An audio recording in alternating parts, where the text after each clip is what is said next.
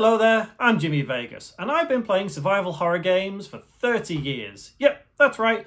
My first experience with a survival horror game was back in 1996 with the original Resident Evil. I love Resident Evil. I love survival horror games. In fact, it was the original Resident Evil that really set me off on my trend of loving survival horror games. As consoles grow, change, evolve, so do games. And survival horror games these days are not quite the same as what they were when the original Resident Evil came out. They evolve and they become masterpieces in their own right, whether they are based in a hotel or a mansion or in space. Anywhere at all, I'll give them a go. But here are 6 games on the PS5 that are survival horrors that you should try. First up is a game which I don't actually think reviewed too well, but I enjoyed it. It's the Callisto Protocol. Now, when this first came about and we all saw it, it looked really good. I mean, it does look good.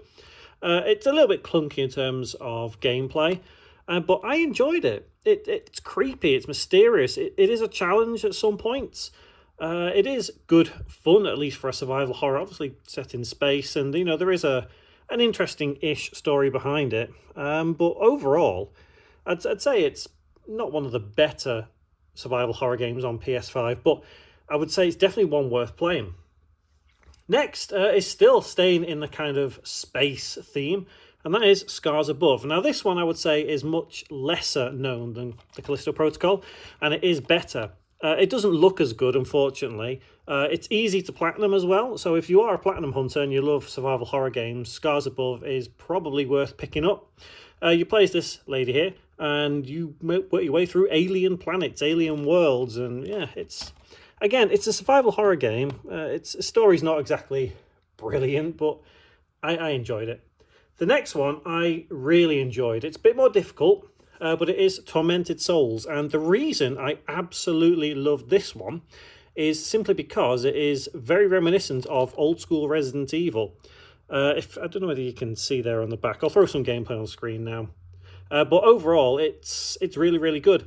And I believe there is a sequel being made to this. Whether it will get made, I don't know. But it's gameplay, it's the puzzles, the mechanics, everything of it really did remind me very much of old school Resident Evil. Next one is, I'd say a bit of a challenge. This one is for the thinking person who wants to play a survival horror game. Phobia St. Dymphna Hotel. And essentially, you just have to kind of escape the hotel, escape the underground, escape the village, and then escape a lab. So its premise is very much similar to Resident Evil, but there's a lot more thinking to it. It's not difficult by any means, but it's good fun. The story's not exactly fantastic, but I did love the way I had to kind of stop, think, and, you know, what does this mean for the clues? You know, trying to piece everything together. Yeah, I think it's one. Only play it if you've got the time to stop and think. Next one is similar to Resident Evil again. I feel it's a bit of a cheap knockoff, but actually I really enjoyed this one. Do not open. As it says there, hide, solve, and die. But yeah, I mean, if you look at the back again, I'll throw some gameplay on screen in a second. You can see what sort of game it is and how reminiscent it is of certain eras of Resident Evil. I mean, if you just look at that, you'd be forgiven for mistaking that as a Resident Evil 7. But overall, yeah, I think it's a really good one. It's a short one, but it's good fun to play. The final one we're going to talk about is Apsilov, End of Gods. This one, I think, is of all 6, this is the best one.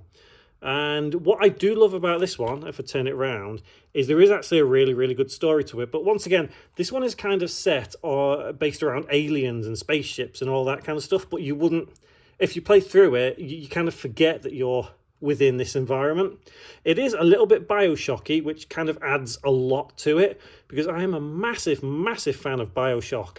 And Apsilov, End of Gods is definitely worth it if you're into that sort of thing. But yeah, you can see right there, awesome. But you'll have just seen some gameplay on the screen. But yeah, 6 games, 6 survival horror games, really good. So I think a lot of games these days tend to get lost in the ether. There are so many games that come out and so many different types of survival horrors that come out that a lot of these just get lost and forgotten about and never played. Like I say, you get something like the Callisto Protocol, and that game is actually really, really good. It wasn't quite what people expected, but that got hyped up so much, mainly because of who it was developed by. But then you get games like Scars Above, which are very indie-based and are actually quite a lot of fun, but they get lost and forgotten. There are plenty of other survival horror games on PS5 or PS4 or Xbox One or Series for that matter, and there always will be. They'll continue to come. Survival horror is a genre that is not going to go away anytime soon, but it's whether these developers can actually make something unique. If you look at the original Resident Evil, that was unique back in 1996. If you look at Resident Evil 2, it was unique. Resident Evil 3, not quite so much, but by that point, Capcom were evolving how the Resident Evil was progressing. It didn't stay the same. It changed. You get to Code Veronica, Resident Evil 4, Resident Evil 5. By the time you got to Resident Evil 6, okay, they didn't know what they were doing, but it reinvented itself.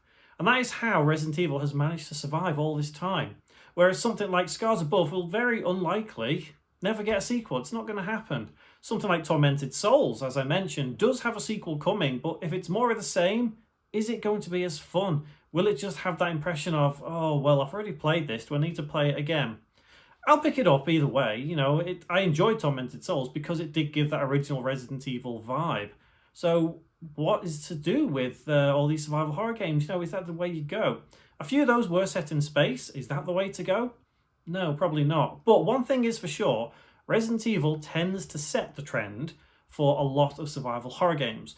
When we eventually get Resident Evil 9, it's very, very likely that there will be some copycat games that come. Not necessarily intentionally copying it, but they'll notice trends from Resident Evil 9, and Resident Evil 9 will be successful, I've no doubt about that. But it's whether these developers want to copy it directly. A good example of copying is something like Daymare. If you've ever seen Daymare on the PS4, it's basically Resident Evil 2, or it started out as Resident Evil 2, and it evolved into its own kind of thing after Capcom sent a cease and desist. And the idea of that, like I said, you get the clones and replicas of a popular style Resident Evil, like Resident Evil 2, and that will happen continuously. Look at something like Dead Space. Dead Space is another popular survival horror game, or series, I should say, and that evolved into Dead Space 1, 2, 3, and then there were clones of that. But at that point of Dead Space 3, it gets to a point where you're not sure where to go because you're very limited on what to do, whereas Resident Evil wasn't. It created its own lore, its own story. And I think that is what is important when it comes to a good survival horror game, the story. Some of those that you've just seen didn't particularly have a very good story, but that's made up for by just how intriguing it is, how cool it is, how nice it looks. So it's not always just about one thing when it comes to survival horror games. There's multiple aspects to take into account. Anyway, what did you think of those 6 games? Have you played them? Have you completed them? Have you got platinums? I've got platinums on Scars Above, that's it. I've got the platinum on Scars Above, but I don't think I've got it on anything else. But if you've got any recommendations yourself for some really, really good survival horror games on PS5, please do leave them in the comments. I'm sure there are many people out there who would love to know some more survival horror games to play on PS5. Anyway, thanks for watching, and I'll see you in the next one.